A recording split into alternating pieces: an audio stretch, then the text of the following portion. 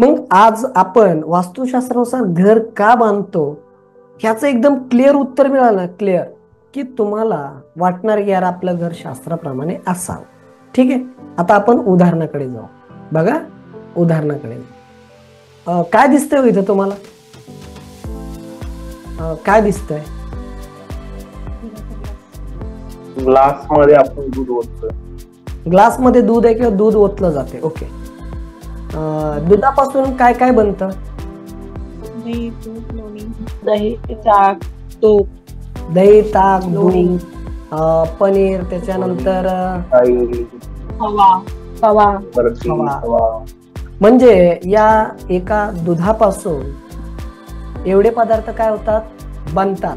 बघा मी काय म्हणतोय, दही, दूध, तूप, पनीर, लोणी, श्रीखंड, बटर. त्याच्यातलं श्रीखंड मला आवडतं खूप, दही पण आवडतं आणि ताक उन्हाळ्यात आवडतं. म्हणजे त्या एका दुधापासून एवढं सगळं बनतं. आता आपल्या प्रत्येकाकडे 4-4 म्हशी आहेत. समजून घ्या बरं का, नसतील तर स्वप्नामध्ये येतील 4 म्हशी. 4-4 म्हशी आहेत आणि घरामध्ये रोजचं 10-20 लिटर दूध शिल्लक राहतंय. मग मला सांगा, आपण त्या दुधापासून दही किंवा तूप किंवा ताक, लोणी, श्रीखंड, अमुक तमुक बनवायचा विचार करू ना? हो सर, नक्कीच विचार करू. त्या दुधाचं तेवढं काही ना काही बनवायचा उपयोग करू. आता मला सांगा, जर घरामध्ये वादविवाद आहे, आजारपण आहे, कटकटी आहे, आपल्याला डोक्यात येईल का त्या दुधाचं हे एवढा उपयोग करायचा? नाही, म्हणजे नाही येणार. म्हणजे काय होणार तिथं, ते जे दूध आहे त्या दुधाचा काहीही वापर तिथं केला जाणार नाही. काहीही वापर केला जाणार नाही.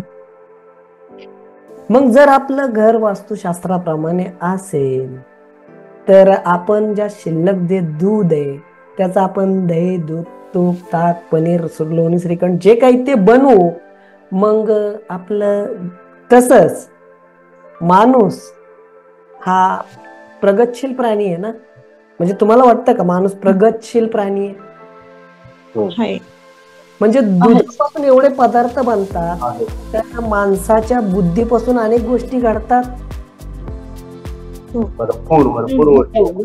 कारण माणसाकडे, तुम्हाला माहितीसाठी सांगतो, माणसाच्या मेंदूमध्ये 75,000 चिप्स आहेत.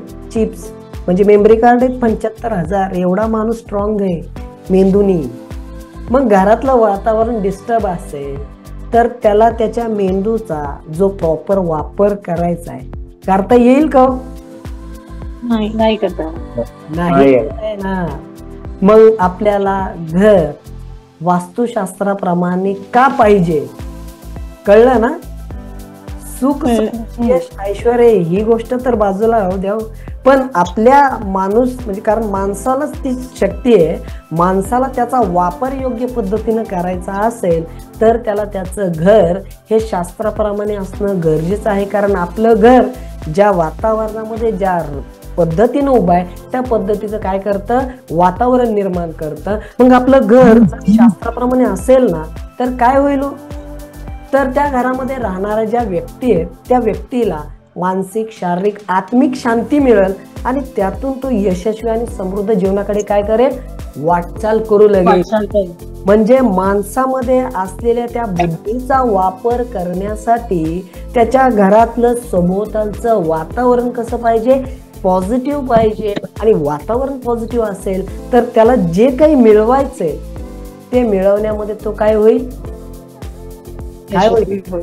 यशस्वी होईल. आणि म्हणून वास्तुशास्त्राप्रमाणे घर असायला हवं. कारण घर ज्या पद्धतीने उभं आहे त्या पद्धतीचं वातावरण तिथं निर्माण होतं. काय होतं, वातावरण निर्माण होतं. म्हणून आपलं घर शास्त्राप्रमाणे असावं. आता मला सांगा, तुम्हाला वाटतंय ना की या शास्त्राचा अभ्यास खूप महत्वाचा आहे? उत्तर द्या. मी